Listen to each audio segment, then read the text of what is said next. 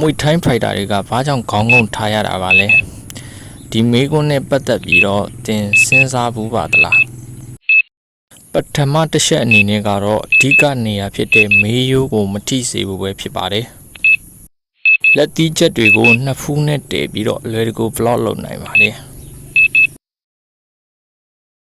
နောက်တစ်ချက်အနေနဲ့ကတော့ခန္ဓာကိုယ်ဟန်ချက်ကိုထိန်းဖို့အထောက်အကူပြုလို့ပဲဖြစ်ပါတယ်